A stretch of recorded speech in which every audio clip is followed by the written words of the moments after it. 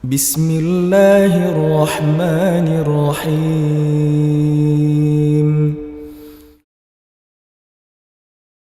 Waalaikumsalam warahmatullahi wabarakatuh. Waalaikumsalam warahmatullahi wabarakatuh. Alhamdulillah nahmaduhu wa nasta'inuhu wa nastaghfiruh wa na'udzu billahi min shururi anfusina wa min sayyiati a'malina. May yahdihillahu fala mudilla lahu wa may yudlil fala hadiya lahu. Asyhadu an la ilaha illallah wa la syarika lah wa asyhadu anna Muhammadan abduhu wa rasuluhu la nabiyya ba'da. Allahumma shalli ala Muhammad wa ala alihi wa sahbihi. Jemaah yang kami hormati, alhamdulillah meskipun kita tidak berjumpa secara fisik tapi kita bisa lihat bermuajah kalau bahasa Arabnya, tatap muka, benar-benar tatap muka ini karena muka kita semua yang kelihatan. Alhamdulillah meskipun dengan keterbatasan kita tidak jumpa, Allah insya Allah senantiasa menolong kita, memberikan kesehatan jasmani rohani pada keluarga kita. Amin. Mudah-mudahan puasa kita, ibadah kita yang lain juga di bulan Ramadan ini menjadi ibadah yang diterima oleh Allah Ta'ala. Amin ya rabbal alamin. Amin. Insya Allah kita nanti selesaikan doa, kita senantiasa berdoa mudah-mudahan Allah segera angkat wabah musibah corona ini dari bumi Indonesia khususnya dan bumi pada umumnya. Amin ya rabbal alamin. Amin. Amin ya rabbal alamin. Materi yang akan kita bahas hari ini ada 4, yaitu terkait ibadah masa pandemi corona. Ada bab sholat Jumat, bab iktikaf, bab tarawih, dan bab sholat id. Khusus untuk sholat id nanti akan saya share setelah acara tata cara sholat id dan teks khutbah. Teks khutbahnya sholat id. Di situ nanti teks khutbahnya ada 2. Yang pertama versi bahasa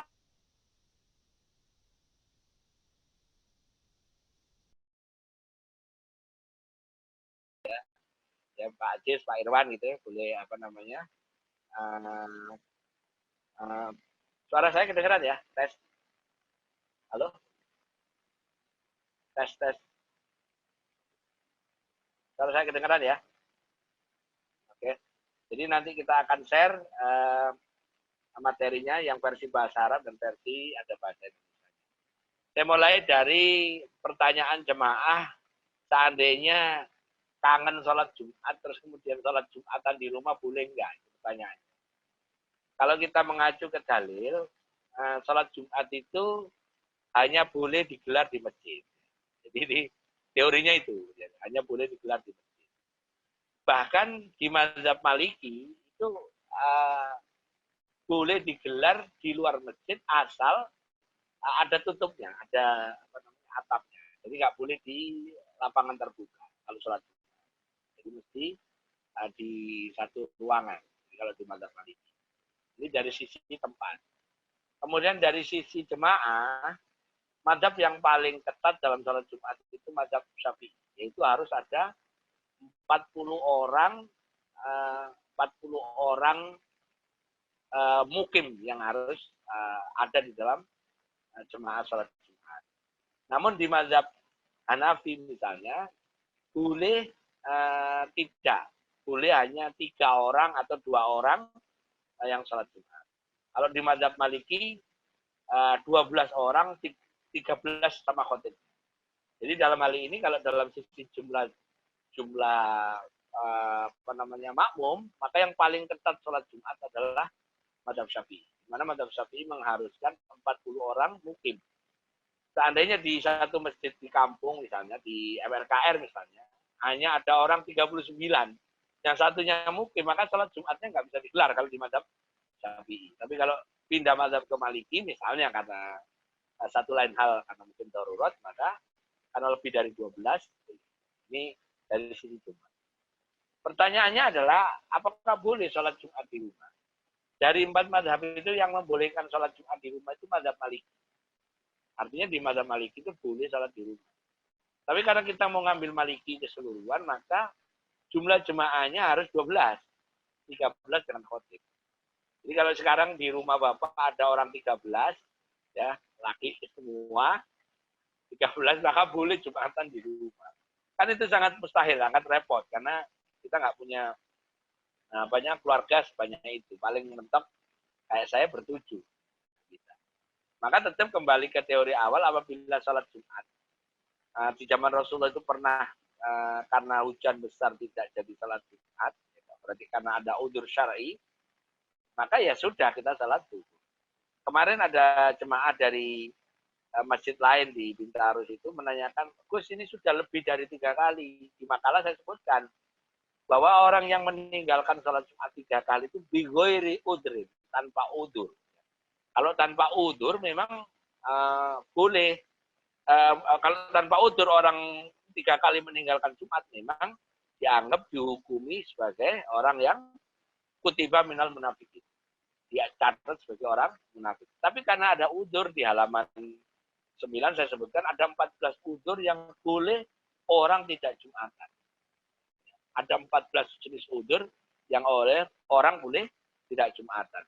Yang kesemuanya dari nomor 1 sampai nomor 14 itu terkait dengan keselamatan jiwa. Di 14 udur yang boleh orang tidak Jumatan itu menyangkut keselamatan jiwa. Bahkan ada udur yang apabila itu nyangkut pekerjaan orang itu, dan itu pekerjaan satu-satunya yang dia miliki, dan kalau dia tinggalkan pekerjaan itu untuk sholat Jumat, dia malah tanda kutip misalnya dipecat atau dia tidak bisa makan, maka boleh tidak Jumatan. Meskipun dalam keadaan normal. Contoh misalnya, satpam komplek, waktu sholat Jumat itu dia tinggal sendirian karena temannya Jumatan. Maka dia boleh tidak Jumatan karena dia pekerjaannya memang menjaga, mengamankan harta di komplek itu. Jadi seperti halnya di Mekah. Di Mekah itu ada polisi yang tidak ikut Jumatan, yaitu polisi yang jaga Imam Abdurrahman Sudes misalnya, atau yang jaga masjid, itu tidak ikut Jumatan. Jadi ada poin-poin yang membolehkan orang tidak Jumatan. Di antaranya kalau keadaan normal orang sakit sama orang musafir, kalau yang lainnya adalah udzur karena 14 hal. Ya. Hujan yang sangat berat, terus sakit yang amat sangat, terus nemenin orang sakit, ngurusin orang sakit, ya. Terus tidak adanya pakaian yang layak. Terus kalau ditinggal rumahnya mungkin akan runtuh atapnya, dia megangin atap seperti itu. Ada di halaman. Jadi artinya udzur syar'i ini meskipun di 14 ini tidak disebutkan masalah virus corona, tapi nyangkut esensi dari udzur adalah menjaga jiwa, maka boleh orang tidak Jumatan meskipun lebih dari 3 kali karena virus corona. Itu yang pertama. Nah, sholat Jumat di rumah sepertinya tidak mungkin. Nah, yang berikutnya adalah sholat tarawih di rumah. Mungkin sekarang sudah dilaksanakan oleh bapak-bapak bahwa sholat tarawih di rumah itu seperti kita diingatkan kembali oleh peristiwa dahulu kala, awal-awal Islam. Itu ketika Rasulullah SAW ada dalam sebuah hadis, hari pertama datang, hari kedua datang, hari ketiga datang. Terus orang-orang pada pagi hari bertanya, kenapa engkau nggak datang ya Rasulullah? Rasulullah bersabda, ini khositu antafudhu alaikum. Aku takut kalau aku datang, maka kamu akan mengira sholat ini fardu. Nah, pada malam itu Rasulullah sholat di rumah. Jadi pada saat itu ada 2 peristiwa. Yang di masjid sholat di masjid, tapi tanpa imam. Sholat taraweh di zaman Rasulullah itu ngumpul di masjid, tapi tanpa imam. Nah, kadang-kadang Rasulullah sholat di rumah. Jadi orang ke masjid, tapi nggak ada imamnya.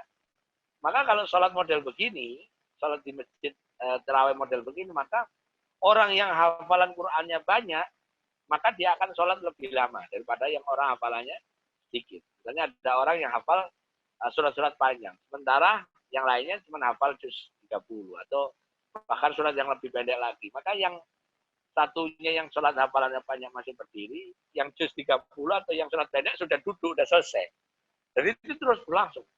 Zaman Nabi begitu, zaman Abu Bakar begitu. Nah, ketika Umar bin Khattab nggak begitu suka dengan model sholat tarawih yang nggak tertib gitu, karena ada yang masih berdiri, ada yang sudah rukuk, ada yang sudah sujud, malah ada yang sudah, kalau bahasa orang Surabaya, leleh, sudah kelesetan karena sudah kelar. Yang dibaca cuma tuluhu kafirun gitu doang. Akhirnya sudah selesai. Makanya Umar punya inisiatif. Bagaimana kalau kita tetap kurang lebih lamanya sama dengan sholat 8 rakaat oleh Rasulullah, yang dalam hal ini Rasulullah membaca kurang lebih 200 ayat atau hampir 1 juz dalam 8 rakaat itu, dirubah menjadi sholat yang 20 rakaat. Yang dibaca sama, tetap 1 juz, 1 malam. Diimami oleh qori'nya Nabi namanya Ubay bin Ka'ab. Nah, sejak itulah tarawih punya imam. Sebelumnya nggak ada imam. Nah, karena Ubay bin Ka'ab bacaannya lama dan bagus, maka tahu makmumnya itu tidak semuanya orang yang kuat berdiri, maka tiap 4 rakaat istirahat. Tiap 4 rakaat istirahat. Tiap 4 rakaat istirahat. Tiap 4 rakaat istirahat. Nah, istirahat itu bahasa Arabnya roha. Nah, karena sering istirahat itu akhirnya jadi salat yang diberi nama taraweh. Nah, salat yang nyantai yang ada istirahat.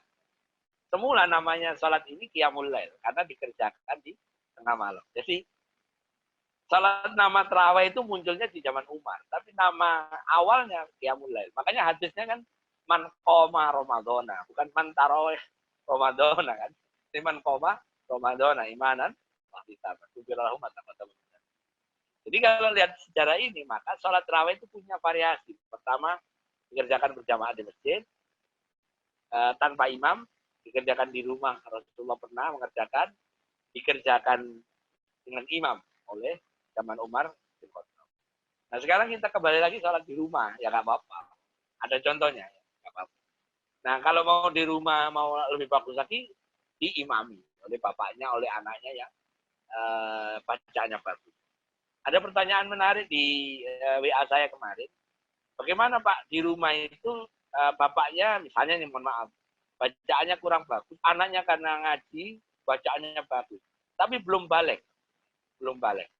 Maka saran saya nanti kalau pas sholat fardu, bapaknya yang imami, walaupun bacaannya terbatas. Nah, pas imam sholat tarawih, anaknya saya bilang. Karena imam diimami oleh anak yang belum balik, asal dia mumayyiz. Mumayyiz itu orang yang bisa membedakan mana baik dan buruk, boleh. Dan itu sholatnya sah. Walaupun dia belum balik. Belum balik, bacaannya bagus, ngimami boleh. Ini dengan asumsi orang yang gedenya bacaannya kurang bagus. Karena urutan bacaan itu kan yang pertama bacaannya bagus. Pernah saya sampaikan di materi sholat. Jadi anak kecil yang belum balik bacaannya bagus, boleh jadi imam.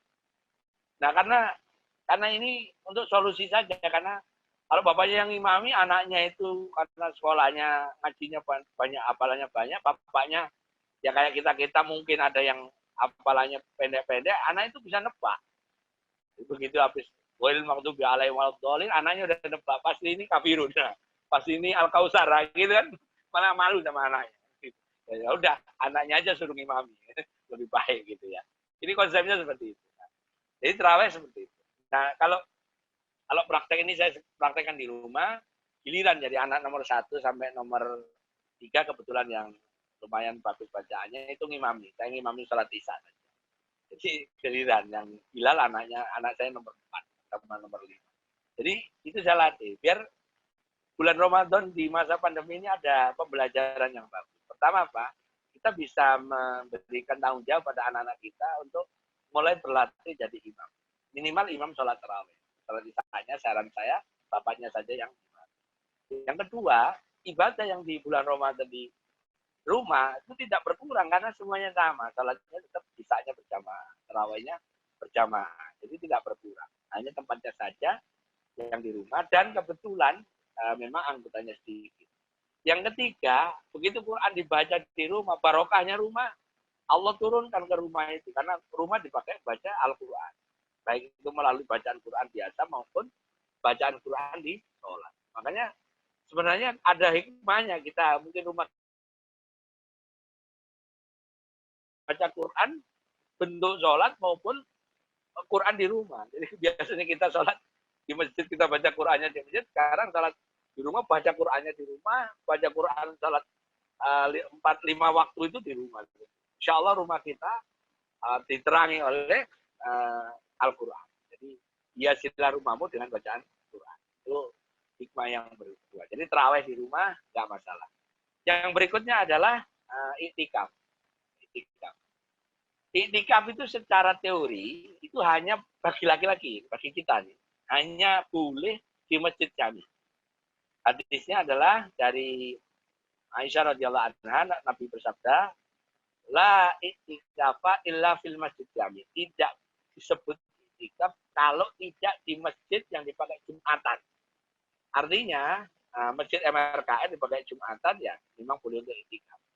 Nah sekarang masjid-masjid di lockdown kita yang laki-laki praktis tidak ada peluang untuk itikaf di rumah. Karena di rumah yang boleh itikaf cuma istri. Jadi saya ulangi, yang boleh itikaf sekarang adalah istri. Di mana? Di musola rumah, di tempat yang biasa Bapak sholat di rumah. Yang kalau nggak punya musola ya ada satu tempat yang didedikasikan untuk tempat ibadah di rumah. Di situ itikaf. Karena ini ibadah, istri kita harus kita ajari. Ya pakai wudhu dulu. Kemudian niat itikaf. Kemudian baca Allahumma innaka afuwwun karim tuhibbul afwa fa'fu anna. Terus capek baca itu, baca istighfar, baca salawat, baca tasbih, baca takbir dan seterusnya. Balik lagi kemudian capek sholat hajat, sholat tobat, sholat macam-macam ya. Sudah seperti itu, aktivitasnya seperti itu.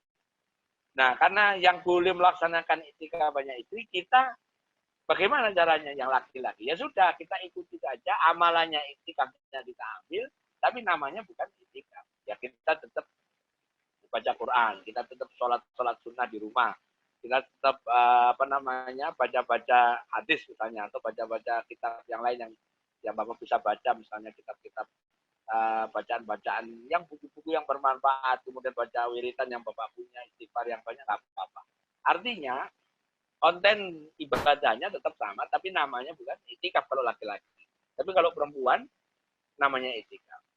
Nah, sekarang kita tinggal ngajarkan pada istri saya, istri Bapak, dan sebagainya, lamanya itikafnya istri atau orang yang di rumah itu, atau kita kalau itikaf itu kan ada banyak variasi. Kalau mazhab Maliki, itikaf itu masuk subuh, keluar subuh, artinya 24 jam. Itikaf yang paling pendek itu punyanya Imam Syafi'i, yaitu sepanjang membaca Subhanallah. Jadi habis masuk masjid, baik sholat tahiyatul masjid, duduk baca Subhanallah, ulang, itu sudah itikaf kalau di mazhab Syafi'i. Saya pernah cerita di masjid, saya lupa di MRBC atau di mana, bahwa saya itu kalau habis keluyuran malam dulu, kalau keadaan normal, itu saya mampir ke masjid, kemana gitu. Dan rata-rata di tukang parkir atau pengurus itu kenal. Itu saya masuk masjid ditanya, mana Gus? Mau itikaf. Ya, mengiranya mereka, wah ini Gus Arifin akan lama di masjid itu. Tapi saya masuk, saya tahiyatul masjid, saya duduk sebentar, saya baca subhanallah, subhanallah, subhanallah. Saya keluar. Saya ditanya, kok cepat Gus? Ya saya pakai Syafi'i cukup ringkas ya. Orang pada kata, piye Gus Arifin. Ya, akhirnya saya kan bisa itikaf di banyak masjid, pindah lagi. Jadi itikaf itu yang paling pendek adalah sepanjang baca subhanallah, yang paling panjang adalah 24 jam punyanya mazhab. Jadi kesimpulannya itikaf di rumah hanya boleh bagi istri, kita hanya ngambil amalannya itikaf. Nah, lalu pertanyaannya selanjutnya disambung dengan bagaimana kita memperoleh Lailatul Qadar kalau gitu? Ya justru kan lebih gampang. Dengan sampai di rumah, ingat Lailatul Qadar itu tidak hanya diraih hanya dengan itikaf. Lailatul Qadar itu tidak hanya diraih dengan Lailatul Qadar. Semua amalia kebaikan dilakukan pada malam Lailatul Qadar, apapun bentuknya, maka akan dikalikan 1000 gitu. Jadi misalnya pada malam itu Bapak taraweh. Pada malam itu taraweh. Tarawehnya kemudian agak malam. Ya, pas Lailatul Qadar dapat. Pada malam itu Bapak baca Quran yang tadi saya sampaikan ke Pak Bambang dan kawan-kawan. Satu juz mungkin, keroyokan mungkin ya. Atau ini ada 30 orang MRKR. Nanti mulai malam 21 pakai janjian. Pak Bambang juz 1, Pak Adis juz 2, Pak Indra juz 3, Mas Radit juz 4, Pak Tema juz 5. Sampai terus ya. Nanti pasti 30 orang baca masing-masing di rumah. Selesai, sudah khatam 1. Nanti besok dirubah. Pak Haji sekarang yang semula juz 1 jadi juz 2. Pak Tema jadi juz 6. Dan seperti itu. Maka nanti kita akan punya hafalan. Kalau ini pas 30 hari sebenarnya.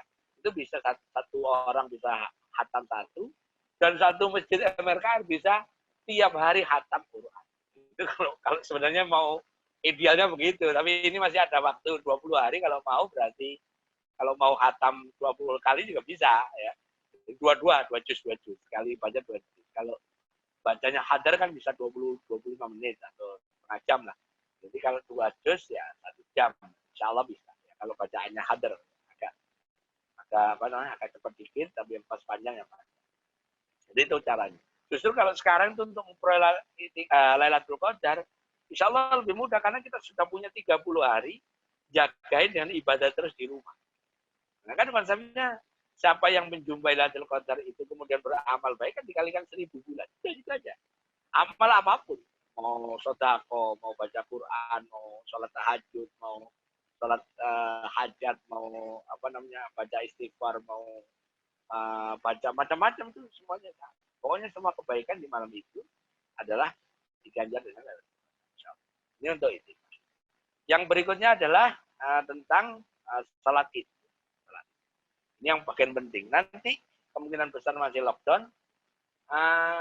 Salat Id itu saya mulai dari waktu.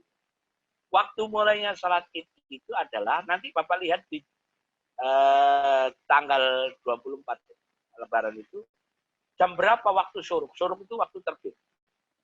Rumusnya adalah waktu salat Id itu waktu syuruk ditambah 30 menit. Jadi saya ulangi, waktu sholat Id itu waktu syuruk ditambah 30 menit.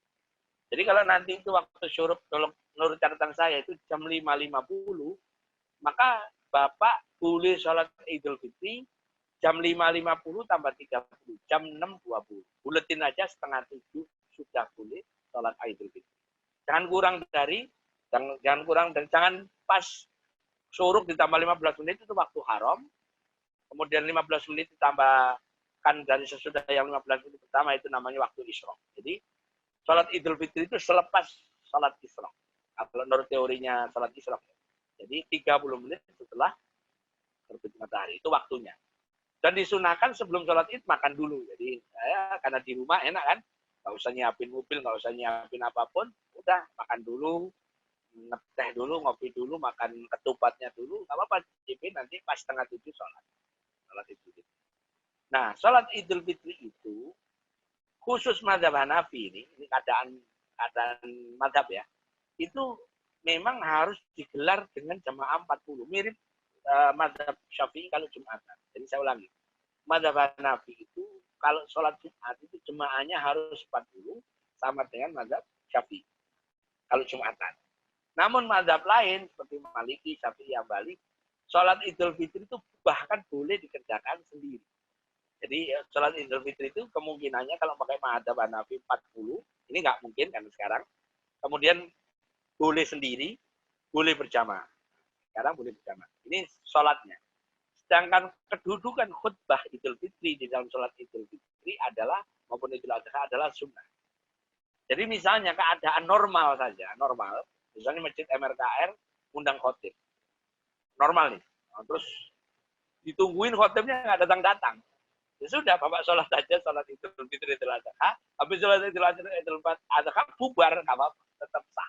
Sholatnya seandainya ini kan. Nah, apalagi di rumah, misalnya Bapak sholat Idul Fitri, terus nggak pakai khutbah juga nggak boleh. Tapi saran saya tetap khutbah. Makanya nanti saya akan kirim materi tata cara sholat Idul Fitri plus cara khutbah plus teks khutbahnya. Jadi sekarang Bapak akan menjadi khotib. Nanti kalau setelah khutbah ya Bapak tinggal minta amplop sama istrinya. Jadi bilang aja istrinya, ini saya khutbah nih. Kalau di amplop. Biasanya kan bapak-bapak ngamplopin ustaz, dan sekarang bapak yang dapat amplop dari istrinya ya. Istrinya angpo lah gitu ya. Nah jadi sholat Idul Fitri itu pertama waktunya tadi syuruk plus 30 menit. Kemudian sholat dulu baru khutbah. Sholatnya kalau di mazhab Syafi'i itu takbir pertama setelah takbiratul ihram, takbir 7 kali. Kemudian baca Al-Fatihah, baca surat Al-A'la.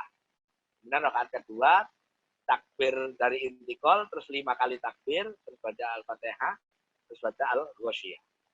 Al-Ataka Hadisul Ghasyiyah. Terus salam. Terus Bapak khutbah. Nanti teks khutbahnya sudah saya atur. Akan memakai mazhab selain Hanafi. Karena Hanafi hanya satu khutbah. Langsung satu kali langsung selesai. Nanti saya tunjukkan 2 model khutbah. Khutbah yang model Syafi'i sama model Hanafi. Yang Hanafi 1 kali khutbah tanpa duduk. Langsung 14 kali takbir, langsung khutbah, langsung doa, langsung selesai. Kalau di Syafi'i, Bapak harus nyiapin porsi. Karena nanti ada duduk di antara 2 khutbah. Jadi nanti saya kasih di materi 2 model khutbah. Khutbah cara Hanafi, yaitu 1 kali khutbah, dan model Hanafi, model Syafi'i, Maliki, Hambali, yaitu 2 kali khutbah. lama khutbahnya sudah saya hitung kurang lebih 5-7 menit. Dengan rukun yang sesuai dengan syarat khutbah, yaitu takbir pertama 9 di khutbah pertama, khutbah kedua takbirnya 7. Dengan bacaan banyak isinya adalah hamdalah, kemudian baca salawat, baca wasiat takwa, baca ayat Quran, terus ada sedikit mauidhah, terus doa. Balik lagi takbir 7 kali sama terus doa. Paling 5 menit, 7 menit sudah selesai. Insya Allah sempurna kita. Puasanya sudah beres, diakhiri dengan Idul Fitri, dengan sholat Id bersama keluarga. Dan sekarang Bapak jadi OTM. Luar biasa. Ini prestasi tahun ini, dadak jadi imam, dadak jadi OTM. Insya Allah manfaat. Nanti tinggal kalau nanti tahun depan ada masjid kosong, Bapak bisa mengajukan diri sebagai OTM maupun sebagai imam. Insya Allah. Nah, dari kesimpulan ini, kita ambil hikmahnya di pandemi corona ini ya. Nanti file materinya saya share lagi ya. Mohon Pak Ajis maupun Pak Bambang di-share. Nanti ada materi yang ini, pandemi corona, sama materi tata cara salat Idul Fitri, dan tata cara khutbah, dan khutbahnya. Khutbahnya ada 2 versi. Khutbahnya cara mazhab Hanafi dan mazhab Syafi'i. Nanti Bapak tahu bedanya. Kalau Hanafi itu 1 kali khutbah tanpa duduk, berarti nggak butuh kursi. Nah, nanti kalau mazhab Syafi'i, Bapak harus nyiapin kursi. Sampai di sini materinya, silakan waktunya tanya jawab. Monggo Pak Bambang dibuka tanya jawabnya. Monggo di Mas Admin dibuka mic-nya. Alhamdulillah, terima kasih Gus. Bapak silakan kalau mau bertanya. Hanya sebelumnya saya ngawali Gus. Kan kita ini pada waktu begini kan kita belajar ngapalin ayat-ayat yang lain. Nah, pada waktu sholat itu kadang-kadang kita blank. Boleh nggak kita sambil membawa HP kayak di Mekah itu kan ambil HP, baca ayat, kemudian disimpan lagi. Gimana, Gus? Boleh. Hukum sholat melihat mushaf ya. Hukum sholat melihat mushaf itu boleh, cuman dihukumin makruh, tapi sholatnya tetap sah.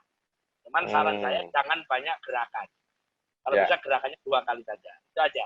Jadi hukum sholat dengan melihat mushaf itu boleh. Saran saya Pak Bambang atau Pak Bapak-Bapak, beli aja TV, taruh di depannya, itu aplikasi Qurannya taruh di depannya TV. Oke. Jadi nggak usah buka-buka. Iya. Benar. Tapi kan punya layar laptop tuh. Iya, boleh. Nah, beli layar, terus udah buka aja, klik surat yang panjang, misalnya juz 1 Al-Baqarah, itu kan pas lembaran mushaf kan ada tuh. Ya sudah, kan enak. Setelah salam diklik lagi pindah, jadi udah enak. Jadi gerakannya nggak banyak ya? Iya, gerakannya nggak banyak. Atau pakai asal jangan listrik mati aja. Kalau listrik mati maka lakap. Iya. Oke, matur nuwun. Iya, gitu. Boleh. Jadi silakan, Pak. Hukum salat dengan melihat mushaf itu salatnya sah tapi makruh. Tapi sah. Silakan kalau ada yang lain. Silakan Bapak. Pak Indra boleh, Mas Rusmin boleh, Pak Tera boleh. Waalaikumsalam. Monggo. Siapa ini yang nanya? Indra. Oh, Pak Indra, monggo Pak Indra. Suaranya ya. Oke, monggo Pak Indra. Agak serak-serak ini. Iya, banyak kan es. Soal ini Gus, soal taraweh dan tahajud nih. Nah, itu biasanya kita taraweh, terus kan ada witir tuh. Terus sebetulnya bagus mana, enak mana, ideal mana. Terus witirnya kita tunda ke tahajud. Oh gitu. Gimana Gus? Ketentuan lain mengenai tarawih dan tahajud ini, mungkin ada yang lain mungkin. Baik. Kita lihat kembali ke teks asli tentang ketentuan Qiyamul Lail di Ramadan ya. Rumus Qiyamul Lail Ramadan itu kan hadis dari Aisyah bahwa Rasulullah SAW yazidu fi Ramadan wala fi ghairi illa ihda asara. Jadi Rasulullah itu di bulan Ramadan maupun tidak di bulan Ramadan itu jumlahnya 11. 11 itu dengan komposisi 8 dan 3. 8 tahajud, 3 witir. Ini ketentuan awalnya. Jadi sebelum ada perintah tarawih, sebelum bulan Ramadan, saya kan ingat kan puasa itu baru berlaku 2 Hijriah. Sementara Rasulullah kan mulai dari Mekah, itu kan sudah punya sholat-sholat, termasuk diantaranya Qiyamul Lail. Jadi kalau begitu, maka sholat Qiyamul Lail itu antara sholat 8-nya atau 20 dengan 3-nya itu tidak dipisah. Saya ulang ya. 8 dengan 3-nya itu tidak dipisah. Tidak dijeda dengan waktu yang lama. Jadi habis 8 mungkin jeda waktunya hanya duduk sebentar istirahat berdoa terus tambah 3. Jadi tidak seperti idenya Pak Indra tadi kan kesannya kan 8 sore ini nanti 3-nya nanti menjelang subuh sudah sholat tahajud. Enggak perlu. Jadi ya 8 3 nanti malam tahajud tanpa witir karena witirnya sudah sore. Jadi yang paling afdol jangan dipisah. Jadi harus ittisal. Jadi 8 3 atau 23. Ya gitu. Kalau yang 20 langsung 3. Nah, nanti malam mau tahajud tetap tahajud, tapi tanpa witir karena la witron fil lail, tidak ada 2 witir dalam satu malam.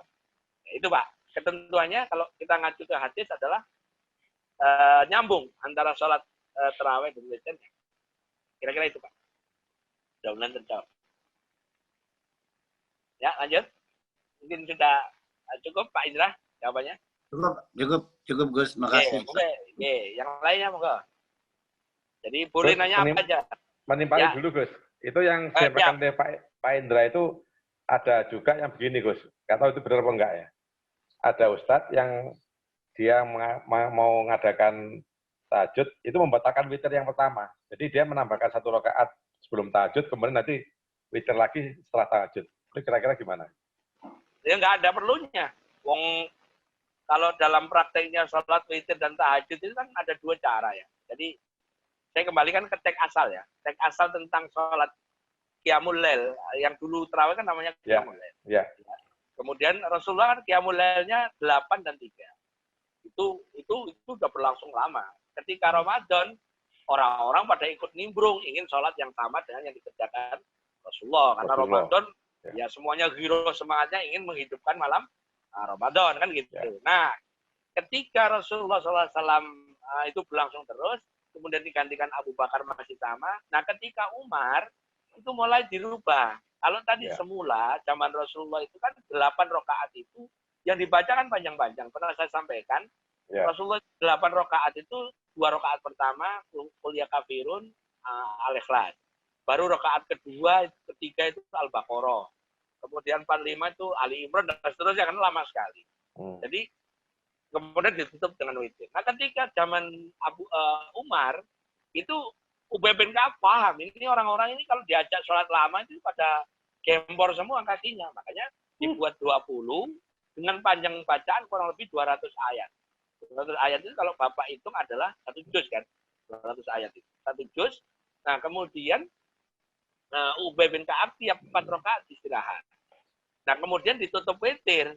Nah, malam ya sudah biasa kayak Ubay bin Ka'ab, radhiyallahu anhu, Umar bin Khattab ya sholat tahajud. Jadi witir yang pertama nggak pernah dibatalkan, nggak ada gunanya untuk apa. Wong witirnya sudah terjadi, nggak usah dibatalkan. Jadi witir tetap dijalankan, tetap tahajud dan nggak usah ditutup witir. Itu cara yang pertama. Cara yang kedua ada yang berpendapat kalau ini ada di teks ditutup dengan 1 witir. Ya, jadi traweh witir malam tahajud ditutup dengan 1 rakaat witir. Karena untuk memenuhi kriteria tutuplah sholat malammu dengan sholat witir. Itu untuk memenuhi hadis itu. Nah, padahal kalau teori pakai hadis yang lain kan la witron fil lail, tidak ada 2 witir dalam satu malam. Iya. Jadi sekarang pilihannya cuma 2. Nah, jadi tarawih witir tahajud. Terus tarawih witir tahajud witir 1. Nah, ada pilihannya. Ini nyambung pernyataannya Pak Indra juga tadi ya sama yang tadi dari Pak Bambang. Kira-kira itu Pak Bambang. Allah. Ya, terima kasih Ustaz. Yeah. Bapak silakan Pak, yang lainnya Pak. Silakan. Jadi termasuk bab puasa boleh, mungkin yang tanyain bab puasa, yang lain-lain boleh. Soalnya ini ada pertanyaan bagus ini Pak masuk ke WA saya, nggak tahu dari mana ini. Begini bunyinya, Ustadz, apa hukumnya bahwa yang menyebabkan batal? Yang menyebabkan batal kan kalau itu makanan tertelan. Apa alasannya merokok membatalkan puasa? Jadi orang ini nanyakan.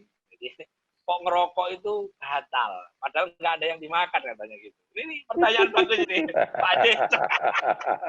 Mungkin ada yang mewakili nih. Jadi merokok itu kan nggak ada yang dimakan. Kalau orang makan minum air itu masih minum, padahal nggak ada merokok batal. Dan saya kembalikan ke kaidah awal. Jadi puasa itu mencegah dari segala al-imsak.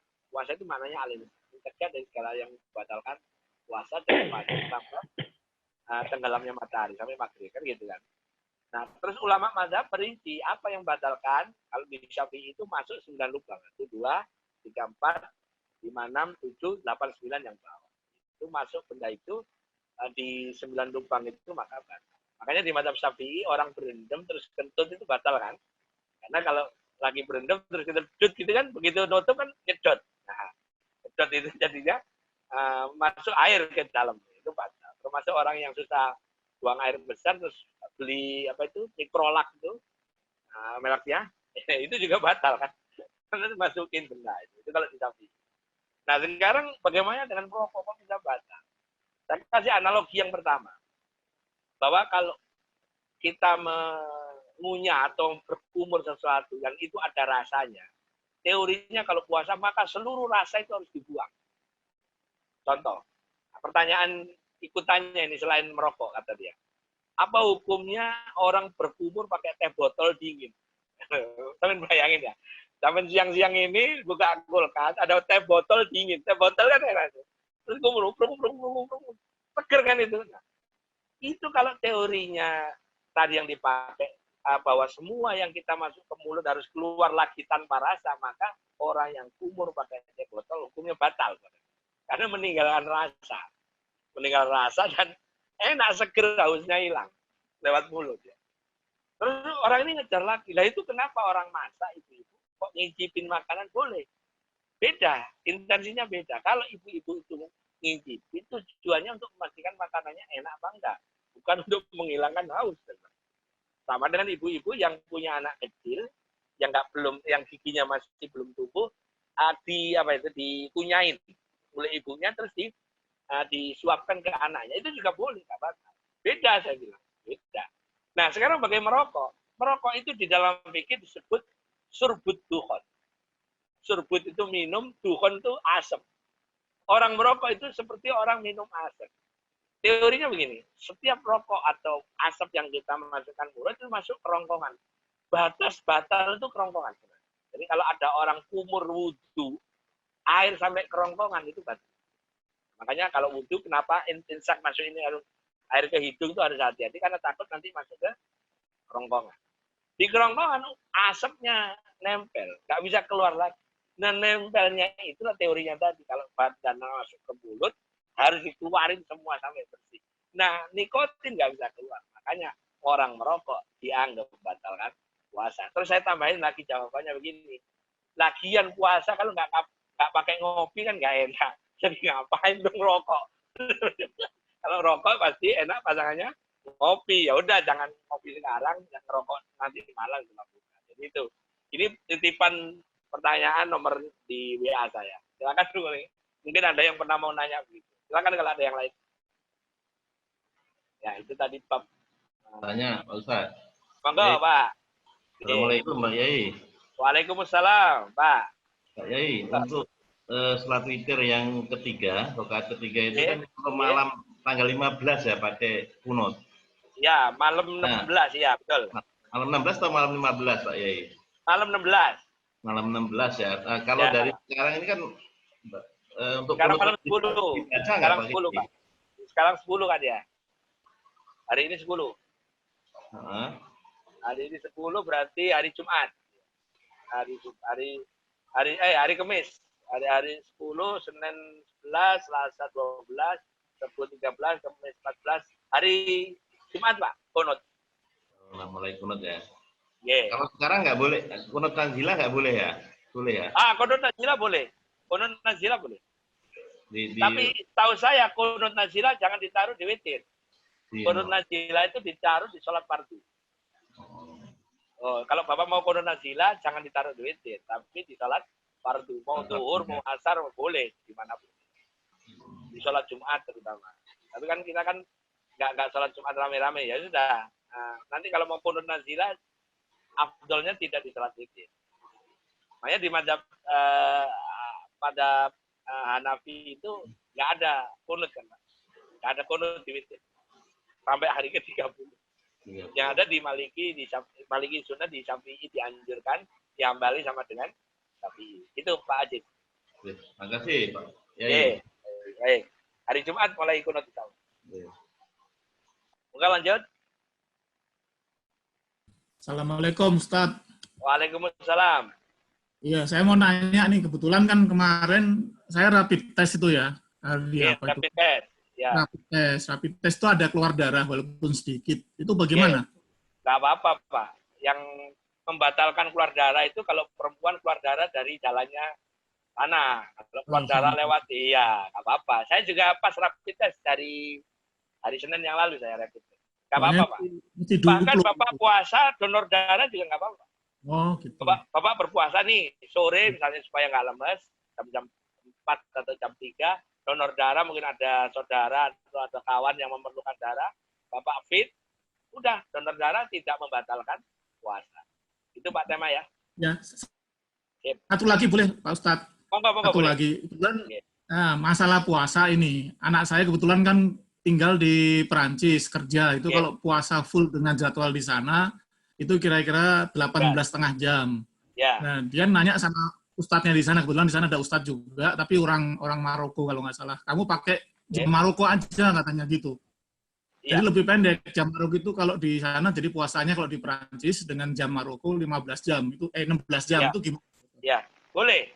Itu yang disebut dengan khotul mutadilah. Jadi untuk puasa yang daerahnya ekstrim. Waktu itu saya ada pertanyaan ini di masjid, saya lupa.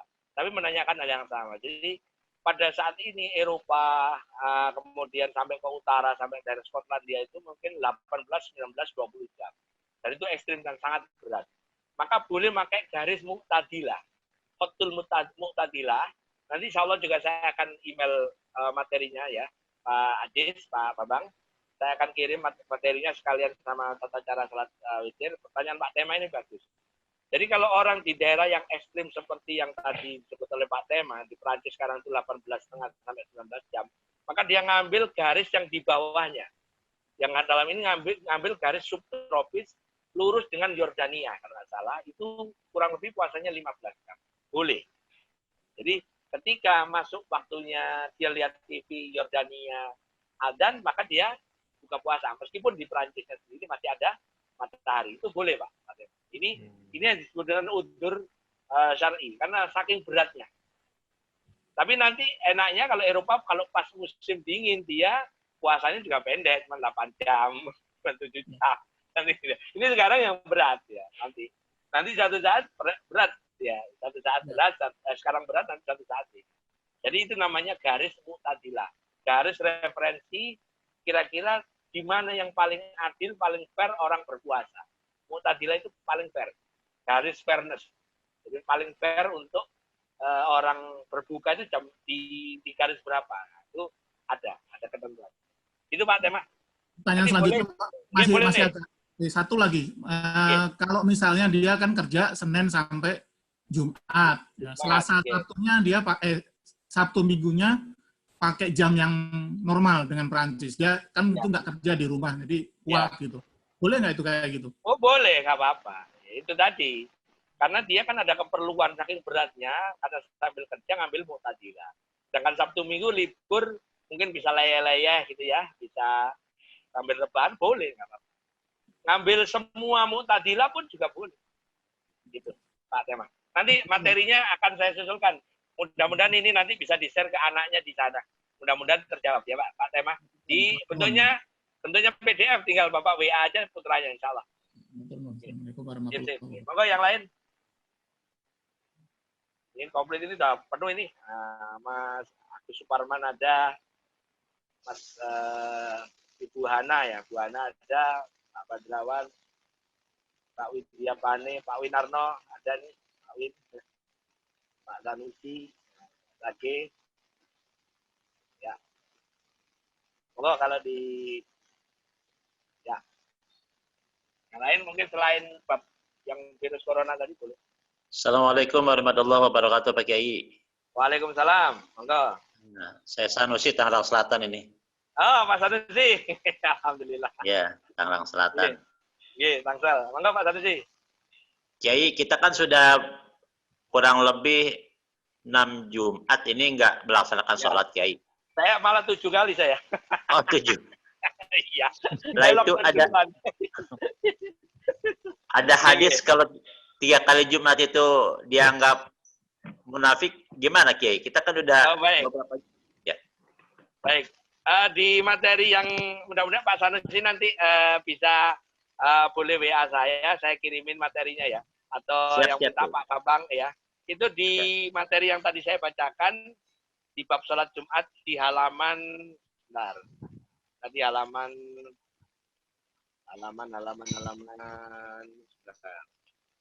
9 ya. Hadisnya begini bunyinya. Man taraka salasa jumu'atin min ghairi udrin kutiba minal munafiqin. Hadis atau Brono. Oke ya. Siapa orang yang meninggalkan 3 salat Jumat tanpa udzur min ghairi udrin kutiba minal munafiqin, dicatat atau ditetapkan sebagai golongan kaum munafik. Kalimatnya, ilatnya jelas. Di situ ada kalimat min ghairi udrin. Jadi kalau orang 3 kali sholat Jumat, nggak ada apa-apa, nggak ada penyebab apa-apa, nggak Jumatan, ya sudah, 3 kali ya kutiba minal munafik. Itu hadisnya ada, yang seperti disampaikan oleh Pak Al-Tatani. Namun kalau dilihat di kitab penjelasannya hadis ini, dalam kitab Muqaddimah Al-Hadramiyahnya, di sana ada penjelasan hadis, udrin yang dalam hadis itu apa? Ternyata ada 14, yang semuanya mengarah ke hifdun nafs, yaitu menjaga diri.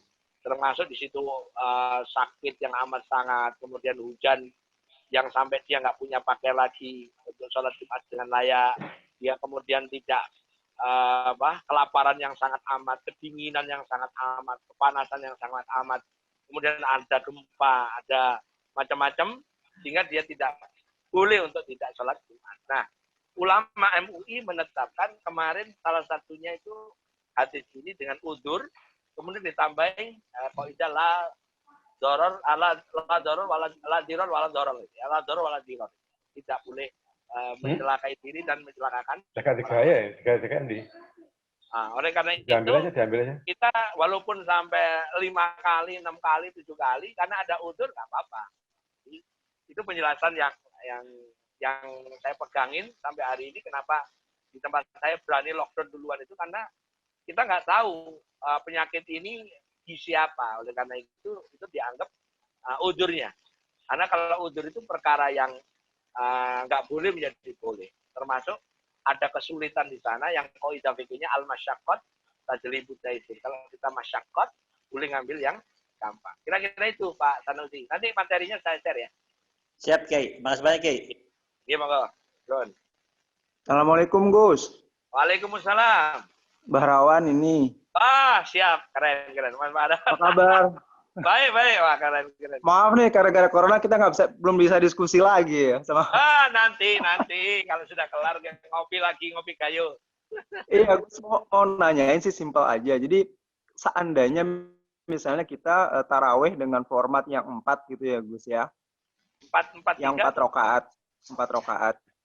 Lalu kemudian di salah satu 4 rakaat, ya yang 4, maksudnya 4 rakaat yang tarawihnya nih. 4 rakaat salam, iya. Bukan yang 2-2. Ya. Iya. Di antara 4 itu, kemudian ada yang kelupaan. Wah, kita kok lupa nih udah rakaat keberapa nih ya gitu. Nah, itu sujud sahwinya pada saat itu juga atau nanti di penutupnya?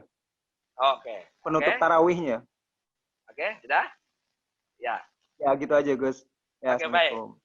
Kembali ke materi sujud sahwi. Sujud sahwi itu terkait dari penutupnya salam. Jadi misalnya kejadiannya di 4 rakaat yang pertama. 4 rakaat pertama ragu. Iki telu apa papat, ini 3 atau 4 gitu ya. Terus udah diputus saja 3. Akhirnya ternyata kehitung 5. Ya sudah. Begitu sebelum salam, Bapak harus sujud sahwi. Jadi sujud sahwi dikerjakan seketika di sholat yang paketnya salam itu. Jadi bukan di rakaat di 4 rakaat berikutnya. Iya. Jadi ketentuan sujud tawi seperti itu. Jadi nanti kalau kita sujud tawi di 4 kan 4 rakaat berarti kan salamnya di rakaat terakhir lah. Yang 4 rakaat berikutnya setelah terakhir. Nah, ini kejadiannya misalnya di 4 rakaat yang pertama. Ya sujud tawinya di 4 rakaat yang pertama itu. Sujud salam yang pertama. Ya. Nanti kalau kita salam kedua nanti nggak ada cantolannya. Ini sebenarnya sujud tawi untuk apa? Malah lucu. Iya. Ya, gitu Karena caranya. terpikirnya tadi tuh. Iya. Terima kasih, Gus. Ya, ini gunanya sholat ada makmumnya. Nggak taunya kalau makmumnya lupa juga. Iya. Monggo, lanjut yang lain. Kiai, nyambung yang tadi, Kiai. Siap. Bukankah sholatul lail masna-masna, Pak Kiai? Ya. Kalau memang mutabaroh nggak kalau yang terawih 4? Ya, baik. 4-4-3 itu dianut oleh Hanafi, Pak Tanasi. Kalau di fikih Madzhabul Arba'ahnya Abdurrahman Al-Jaziri, beliau mengatakan begini, bahwa sholatul lail masna-masna, itu hadisnya yang tadi Pak Sanusi baca. Itu dipakai oleh Imam Syafi'i, bahwa sholat tarawih itu 2-2-2-2. Kalau 8 ya 4 kali salam. Jangan Hanafi mengatakan, sebenarnya sholat 4 rakaat itu, tanda kutip 4 langsung boleh berdasarkan hadis sholat witirnya Rasulullah. Rasulullah pernah sholat 8 rakaat 1 salam. Itu hadis Aisyah. Dari pendekatan itu, Imam Syafi'i pakai hadis sholatul lail masna-masna, berarti 2-2. Imam Hanafi pakai hadis bahwa Rasulullah sholat 8 rakaat 1 salam. Maka kalau 8 rakaat 1 salam boleh, 4 rakaat 1 salam, 4 rakaat 1 salam boleh. Tapi Imam Syafi'i di mazhab Arba'ah dalam kitab itu mengatakan, kalau Syafi'i mengatakan 4 tarawih dengan 4-4 itu tidak sah. Saya ulangi. Kalau Syafi'i 4-4 itu tidak sah. Nah, di materi nanti yang saya susulkan ada itu penjelasannya. Jadi Pak Sanusi, memang waktu kita membaca Madzhabul Arba'ah itu kadang-kadang ini sebenarnya yang benar yang mana? Teorinya gampang, ambil aja madhabnya, madhab itu nyantolin hadis ke mana. Syafi'i mencantolkan ke sholatul lail masna-masna, sedangkan Imam Hanafi menyantolkan ke hadis bahwa Rasulullah pernah sholat 8 rakaat 1 salam. Jadi kalau saya pernah ini kejadian 10 tahun yang lalu, diundang oleh DKM di Masjid Pasar Rebo. Jadi beliau minta saya ngimami 8 rakaat. Meskipun saya sholat 20, karena kalau saya jadi diundang ya saya ngikut Sohibul Bait, menganut ajarannya Madzhab ulama Syafi'iyah kan. Ulama Syafi'iyah kan pernah diundang ke pengikutnya Hanafi, nggak kunut ya. Saya juga sama, kalau saya biasa 20, diundang ke 8 juga mau, nggak apa-apa. Tapi saya bilang, saya sholatnya 2-2-2. Mereka ngotot minta 4-4, saya nggak mau, saya mundur. Nah, saya yakini bahwa 4-4 itu kalau di Syafi'i adalah batal. Kira-kira itu Pak Sanusi. Tapi bagi Pak Bakhrawan, berarti Pak Bakhrawan menggunakan mazhab Hanafi. Kelar, udah selesai urusan. Jadi asal tahu Pak Bakhrawan, saya bisa tebak Pak Bakhrawan sekarang mazhabnya Hanafi. Tapi Pak, bisa Hanafi, bisa mazhabnya Chelsea. Katanya Chelsea itu 4-4-3 formasinya Pak. Berhasil, Pak Kiai. Dengan 4 gelandang. Bukan Chelsea, Ustaz. Liverpool alias Liverpool. Kasihan nggak juara Pak, kasihan. Berarti cara wudhunya cara wudhu Hanafi juga Pak Kiai? Kalau kan itu lain qodiyah boleh Pak. Jadi di mazhab itu untuk satu qodiyah satu. Jadi Pak Bakhrawan mungkin wudhunya cara Syafi'i, salat fardunya cara Maliki, salat tarawihnya cara Hanafi boleh. Oh, boleh ya? Boleh. Itu yang nggak boleh itu satu qodiyah 2 mazhab. Nggak boleh. Bukan taufik berarti. Enggak, taufik itu kalau satu qodiyah. Ini kan enggak satu qodiyah. Pak Bakhrawan sedang tarawih dengan mazhab Hanafi. Tapi kalau wudhu, kamu dan Pak Bakhrawan kalau wudhu lihat gambar saya begini, dilepas pecinya atau begini. Yang mana Pak? Pak Bakhrawan lihat gambar saya nggak? Ya, saya. Iya ya. Itu berarti Maliki. Pak Bakhrawan wudhunya Maliki, tarawihnya Hanafi, udah ketahuan itu. Itu mazhab hibrid, nah, campuran kadang. Boleh kayak begitu. Apa? Boleh begitu. Oh, boleh, boleh. Bahkan ini untuk penjelasan saja, di mazhab Syekh Abdurrahman Ghazali mengatakan, yang dilarang campur mazhab kan 3, Pak. 3, yang nggak boleh itu 3. Pertama ngambil yang enteng-enteng, kedua ngambilnya seketika, yang ketiga mengambil karena ketidaktahuan. Jadi nggak boleh. Yang enteng-enteng contohnya pernah saya sampaikan di MRKR. Bab menikah. Ini mungkin Pak Bambang masih ingat penjelasannya. Di menikah itu untuk bab wali, mengambil Hanafi. Di Hanafi boleh menikahi janda tanpa wali. Jadi di Hanafi boleh menikah kalau dengan janda itu tanpa wali. Di mazhab Maliki boleh menikah tanpa saksi kalau pernikahannya diumumkan. Di mazhab Zohiri, dalam hal ini Syafi'i Zohiri, itu boleh mas kawin. Itu nggak boleh dicampur. Ambil wali Hanafi, ambil saksi Maliki, ambil mas kawin Syafi'i. Akhirnya nggak pakai wali, nggak pakai saksi, nggak pakai mas kawin. Itu yang nggak boleh. Itu yang nggak boleh, Pak Sanusi. Itu rusuh itu. Itu ngaco itu. Itu nggak boleh. Sama kalau itu taufik kebetulan itu. Iya. Itu yang nggak boleh. Tapi kalau dan haji waktu tawaf dan sa'i juga boleh, karena itu kodiannya beda. Jadi untuk haji ya, waktu ya. Tawaf misalnya. Ya, haji ya, tawafnya ambil Syafi'i, ya. Sa'inya ambil Hanafi boleh, karena tawaf dan sa'i kan dua urusan. Ya boleh, sama itu Pak Salim, sama. Itu boleh kalau di haji. Di buku saya sudah saya jelaskan di buku ensiklopedia haji bahwa qodiyah di haji itu banyak. Nanti qodiyah pakaian ihram, qodiyah wukuf, qodiyah batal waktu tawaf itu ya Ustaz. Ya, qodiyah tawaf, qodiyah tawaf wada. Tawaf wada itu di satu mazhab ada yang kalau itu umroh nggak wajib. Di mazhab Syafi'i wajib. Ya sudah, kadang-kadang orang kan ngambil yang nggak wajib, ya sudah. Kayak gitu. Contoh. Ya, itu kodenya beda. Lanjut. Ya, silakan Bapak-Bapak. Ya, menarik ini. Nanti kalau untuk khutbah, kenapa saya kasih 2 tadi itu ya, Pak Sanusi? Khutbah yang saya kirim nanti, 1 pakai Hanafi itu 1 saja, tanpa.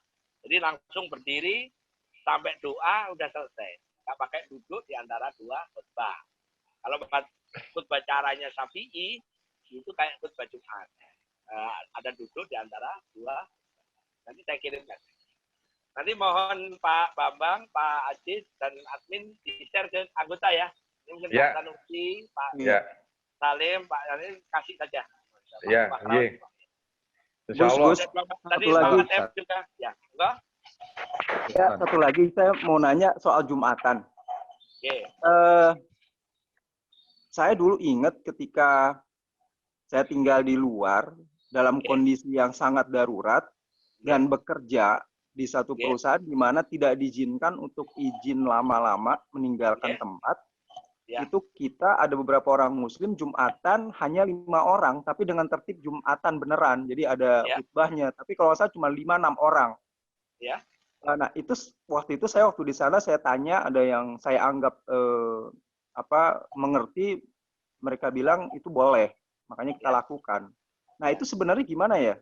Saya mencoba menyelaraskannya dengan kondisi saat ini misalnya di rumah. Baik. Apakah bisa kita Jumatan di rumah? Bapak lihat di materi itu tentang di materi yang sudah saya kirim tentang jumlah orang jemaahnya ya. Ini saya bacakan aja di halaman 5, di halaman 4 ya. Itu ada jumlah jemaah yang harus dipenuhi kalau sholat Jumat. Jadi di mazhab Syafi'i itu 40 orang mukim. Ulang ya. Syafi'i 40 orang mukim. Di mazhab Maliki 13 orang. Di mazhab Hambali sama dengan Syafi'i. Di mazhab Hanafi 3 orang. Jadi khotib, muadzin 1 makmum, 3 orang. Jadi kalau 5 cukup. Jadi pasti itu Hanafi loh, Bapak Hanafi kan tadi. Udah ketebak. Itu Hanafi, Pak. Boleh, Pak. Boleh banget itu. Ketebak. Nah, kalau dalam kondisi sekarang, Iya, Bapak buat aja di rumah bertiga. Bisa di rumah ya? Iya, boleh. Makanya saya bilang ini tadi kondisinya Bapak boleh ambil. Ini kan makanya materi ini saya kasih. Nah, kalau seandainya kangen Jumatan, ya, Bapak punya anak laki-laki 2, ya, Pak Bahrawan dari imam, sekaligus khotib, anaknya muadzin, anak satunya makmum, sudah, malah pena. Asal tahu syarat rukunnya khutbah, beres. Ya. Udah. Nah nanti setelah khutbah tinggal minta amplopnya ke istri kan gitu. Khotib profesional gimana? Iya, boleh, Pak. Ini justru saya kan ngasih solusi. Ini kalau Jumatan di rumah boleh, Pak. Boleh, nggak masalah. Caranya tadi ngambil mazhab yang tadi itu. Itu, Pak. Iya, makasih Gus. Clear sebenarnya. Makanya kalau kita belajar fikih itu enaknya itu. Kita akan ketemu satu konsep jalan keluar. Jadi enak.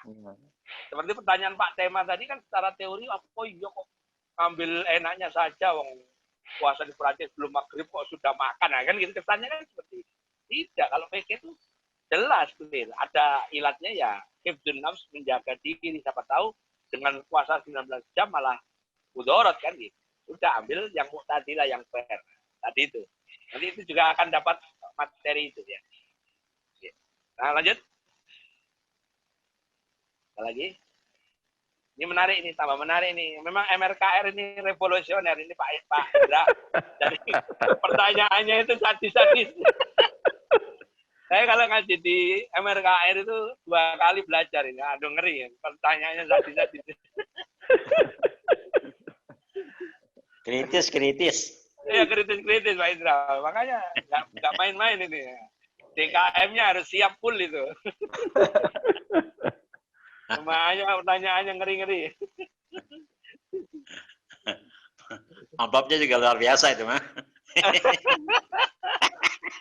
Lanjut. Yang mungkin ada lagi. Ya, baik, silakan. Nah, saya Pak Ustadz. Monggo. Monggo.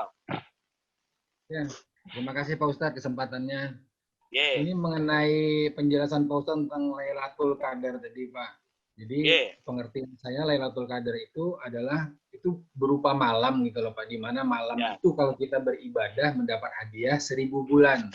Ya. Malam itu kan dari selepas maghrib sampai menjelang subuh. Ya. Jadi kalau kita mau jam 8, jam 9 kita membaca Yasin, kita membaca ayat lain, kita sholat apapun. Pada malam itu kita mendapat hadiah 1000 bulan. Iya, betul. Nah, pengertiannya kan begitu Pak Ustadz ya. Tapi ada juga pengertian yang bahwa Lailatul Qadar itu hanya satu saat itu turun. Jadi kalau kita bertemu saat itu, maka kita baru dapat yang 1000 bulan tadi. Ini yang mana yang benar Pak Ustadz? Baik. Kalau Bapak lihat tafsir, kebetulan di buku saya tentang Lailatul Qadar itu di buku yang baru, judulnya Di Bawah Naungan Bulan Kemuliaan. Pendapat tentang kata inna anzalnahu fi lailatul qadar itu maknanya memang sesaat itu tidak panjang. Ada tafsir seperti itu. Artinya yang seperti yang pendapat kedua yang tadi Bapak bacakan. Jadi seperti ada sesaat. Makanya cara memburunya adalah di malam itu dicari semua sampai ketemu kira-kira gitu. Tapi kalau kita mengacu ke konsep Laila itu maghrib sampai fajar. Sampai subuh. Adzan subuh itu berakhir. Nah, mana yang benar wallahu alam. Tapi saya mempunyai keyakinan bahwa yang disebut malam memang dari maghrib sampai sampai fajar. Itu cara mengkompromikan dalil begitu. Itu pertama saya anggap dulu bahwa yang disebut malam itu. Sedangkan ada hadis mengatakan bahwa Lailatul Qadar itu kata Rasulullah cari di 10 di asyarul awakhir, 10 terakhir Ramadan. Itu hadis yang pertama. Hadis kedua, cari di malam-malam ganjil. 21, 23, 25, 27. Cari lagi, ada hadis lagi, cari di malam 23, 27, 29. Ada hadis lagi, cari di 27, di 29. Ada hadis lagi, cari di 29. Yang benar yang mana? Semuanya benar. Oleh karena itu, Allah merahasiakan Lailatul Qadar itu langsung nyari. Maka caranya yang paling benar begini. Kalau kita misalnya malam, itu hanya sesaat, dan kita tidak tahu, maka Bahkan tidur pun Bapak niatkan, saya niat tidur lillahi ta'ala, mudah-mudahan pas saya tidur nanti dicatat mendapatkan Lailatul Qadar. Itu dapat kalau pemahaman saya. Atau Bapak nggak ibadah dalam arti mahdo. Bapak malam itu sedang, taruhlah ini sedang tugas malam gitu ya, sebagai polisi atau sebagai tentara atau sebagai dokter, jaga rumah sakit, misalnya ini dokter. Niatkan mudah-mudahan malam ini saya dapat Lailatul Qadar. Maka di saat dari dia mulai jaga dari maghrib sampai subuh, insya Allah dapat. Jadi konsepnya seperti itu. Dan Lailatul Qadar itu semuanya hak prerogatifnya Allah. Kapan? Itu tadi wallahu alam. Bisa sengaja dirahasiakan supaya kita berlomba-lomba mencari. Makanya dua-duanya benar itu. Nah, caranya ya kita cari aja dari tanggal 1 sampai tanggal 30 malamnya kita cari. Kayak gitu tadi. Pokoknya tiap malam berharap ya Allah mudah-mudahan kali ini malam Lailatul Qadar catatlah sebagai amal soleh. Udah, itu rumus yang paling gampang. Kalau yai saya dulu ngajari, tiap malam mau tidur baca doa, ya Allah mudah-mudahan malam ini kalau ini Lailatul Qadar, tidurku mudah-mudahan dapat karena wudhu dulu, karena baca doa mudah-mudahan dapat Lailatul Qadar gitu. Tapi bukan niatnya nyari Lailatul Qadar dengan tidur, bukan loh ya. Itu Pak Rusmin. Gus, kan hadisnya itu semua ke malam ganjil. Apakah mungkin malam genap itu juga turun gitu? Wah, mungkin sekali. Kan Lailatul Qadar itu di bulan Ramadan. Rumusnya. Nah, threshold gedenya ini. Ramadan di bulan Ramadan. Berarti kalau nyari Lailatul Qadar dari tanggal 1 sampai 30. Nah, ini kan wilayahnya kegedean. Terus carilah di malam yang 10 hari terakhir. Tanggal 21 sampai 30. Ada hadis lagi, cari di malam ganjil. Nah, kalau malam ganjil kan, kalau di hadis yang cari di 10 kan genapnya masuk. Iya. Jadi, Nabi itu cerdas, ngajari kita mikir. Hadisnya tentang Lailatul Qadar itu ada 10, Pak. Isinya macam-macam. Cari di Ramadan, cari di 10 hari terakhir, cari yang diganjil, cari yang 23, 25, 27. Dan cari 25, 29. Cari di 29 ada 10. Yang penting jangan nyari di pas malam takbiran. Udah kelar itu. Dapat lontong itu. Dapat lontong sama ketupat. Nyari berkat itu berkat. Itu mah tinggal makan itu malam takbiran. Iya, betul. Gitu ya, Pak. Iya, matur nuwun. Ya, terima kasih Pak Ustadz. Ya. Cuman Pak Bahrawan berbagi sedikit nih, Pak. Ya, Pak Rusmin saya tambahin dikit ya tentang ciri-cirinya Lailatul Qadar supaya sampai nanti berburunya nggak keliru. Kata nelayan kan ciri-cirinya di situ banyak ikan, itu kan ada ciri-cirinya. Ciri-cirinya Lailatul Qadar itu disebut oleh Rasul. Kita sudah dikasih bocoran. Pertama, malam itu adalah malam yang tidak panas, tidak dingin, tidak ada angin, tidak awan, tidak ada hujan. Jadi cari di satu malam, nggak ada angin, nggak ada awan, nggak ada hujan. Ya, itu cari itu. Pokoknya nggak panas, nggak adem, nggak ada angin, nggak ada hujan. Cari malam itu. Yang kedua, langit terang, tidak ada yang bintang pindah. Cari langit malam itu tidak ada bintang pindah. Itu malam. Terus paginya matahari terbit tanpa sorot matahari, tanpa sinar. Jadi remeng-remeng. Nah, jadi kalau Bapak paham ini, dulu saya diajari oleh teman-teman. Jadi setiap malam, beber peloso, gelar tikar, tidur di depan masjid, ngadep ke atas. Lihat langit. Begitu nggak ada lentang pindah, Lailatul Qadar.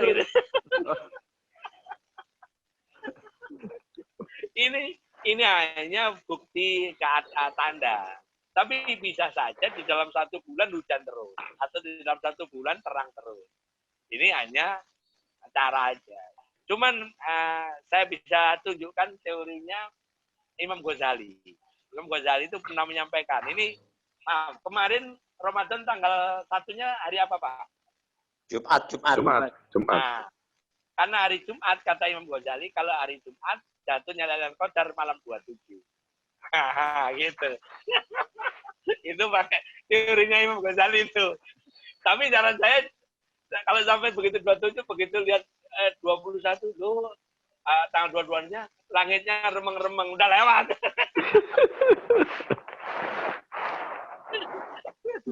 Gitu kira-kira ya. Sip. Itu rumus dari Lailatul Qadar. Monggo, ada lagi? Jadi nanti materi-materi yang akan saya kirimkan 2 ya, Pak Bambang, Pak Adin. Iya. Yaitu pertama tentang tata cara sholat Id dan khutbahnya. Yang kedua adalah pertanyaan Pak Tema tadi, yaitu ibadah di wilayah yang ekstrim. Buka puasa.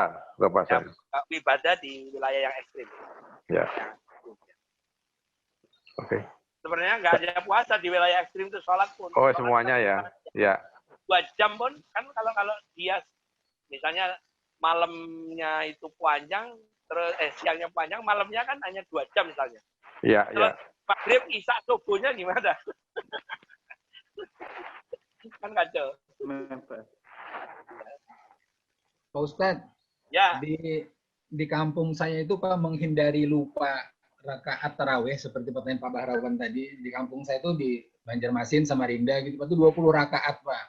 20 rakaat biasanya. Itu dari susunan 10 ayat terakhir Pak. Jadi ayat pertama itu dari Al-Hakumut, kemudian Wal-Asri, Wailul, Alam Taro. Iya. Inna Ataina kuliah. Begitu tabat yada selesai. Jadi nggak biasanya ada Bilalnya ya. Bilalnya juga biasanya ada Bilalnya yang kita andai ya. Iya, itu udah kelihatan tuh rakaat berapa. Itu kecerdasan lokal Pak, local wisdom orang-orang untuk menandai, karena tadi itu kayak peristiwanya Pak Bahrawan tadi. Ini rakaat kiro kan gitu ya. Mereka menandai seperti itu. Untuk menghindari kekeliruan yang kasus tadi nanti malah sujud tawi kan repot. Ya sudah. Rakaat pertama Al-Qumud, nanti yang ketiga Wal Asri, kelima Wailul kan gitu ya Pak. Iya.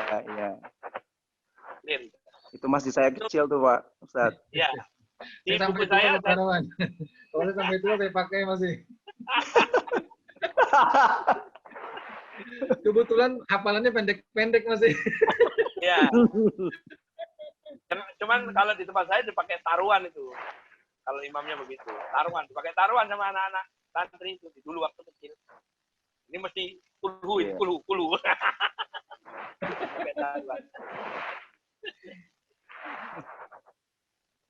Ya, mungkin ada lagi. Pak, masih ada lagi Pak? Nah, jadi nanti tinggal di share saja materi. Insya Allah nanti setelah asar saya kirim ya Pak Bambang. Iya, matur nuwun Pak. Kirim lewat email dan lewat WA ya, mungkin yang WA bisa ke grup nanti ya. Bapak-bapak sekalian, sebelum diakhiri, kalau nggak ada lagi kita akhiri, tapi sebelumnya kita mau mengumumkan bahwa MRKR menerima JIS ya. Jadi menerima JIS lewat online, nanti akan di-share oleh Pak Junison nomor WA-nya, rekening dana kemana, dana ke sana. Jadi nanti untuk zakat fitrahnya itu kita menerima uang, tapi kalau yang biasa menerima beras, kita tetap menerima beras. Jadi seperti tahun lalu, itu jumlahnya Rp50.000 untuk per jiwa. Nilainya. Mohon Gus Arifin kalau mungkin ada sesuatu hal yang kurang pas, bisa diluruskan. Saya untuk zakat fitrah dan zakat ini mohon maaf. Di zakat itu ada aturan namanya sigot. Jadi rukun zakat kan ada yang zakat, ada barangnya, ada penerima, ada sigot. Ya. Nah, rekening tadi itu memang rekening zakat ya Pak ya? Iya, Bank Muamalat Pak. Khusus nanti.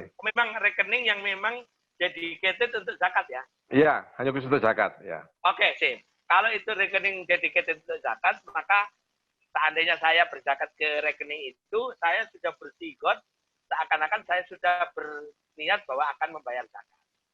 Jadi rekeningnya memang rekening zakat. Itu gunanya seperti itu.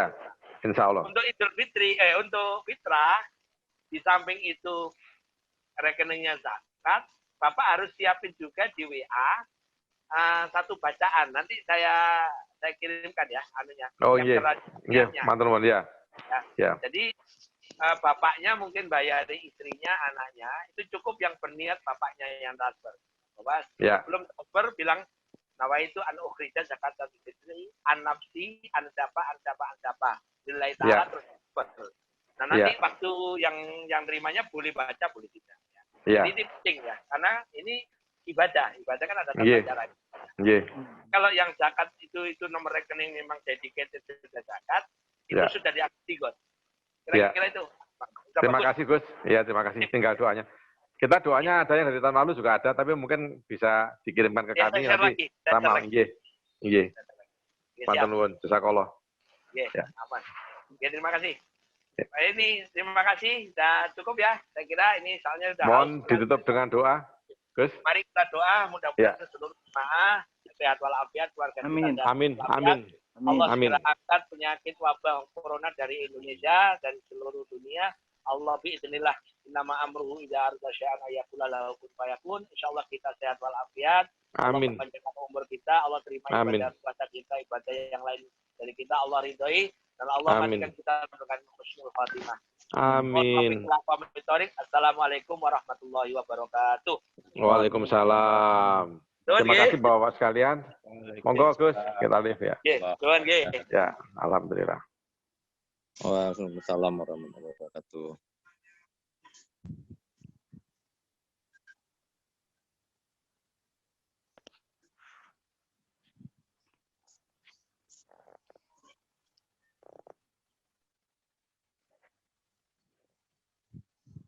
Saya Salim nggak keluar, saya Salim. Belum, Pak. Saya lagi bingung yang namanya pembelajar di sini siapa ya? Ada tulisan pembelajar. Beliau japri saya minta nomor handphonenya Gus Arifin. Cuman saya dari tadi coba ngirim, ternyata nggak berhasil, nggak tahu gimana caranya nih Pak. Siapa yang namanya pembelajar siapa ya Pak ya?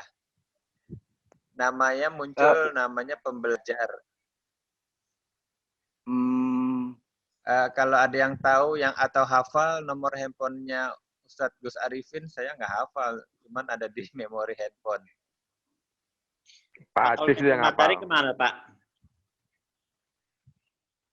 Nanti di-share aja. Kalau minta materi Pak? Iya, di materi nanti di WA aja Pak. Saya kan ini Pak, belum masuk anggota di WA Pak. Oh gitu Pak Sanusi ya? Iya, itu saya nggak tahu nomor handphone beliau, namanya pun saya nggak tahu namanya siapa. Pak Sanusi, tulisannya muncul pembelajar gitu aja. Dituliskan di mana di sini nomor WA Bapak, nanti biar Pak Junison catat, nanti kita kirimi materinya Pak. Gitu. Ya. Iya baik. Kan bisa ngirim di sini Pak.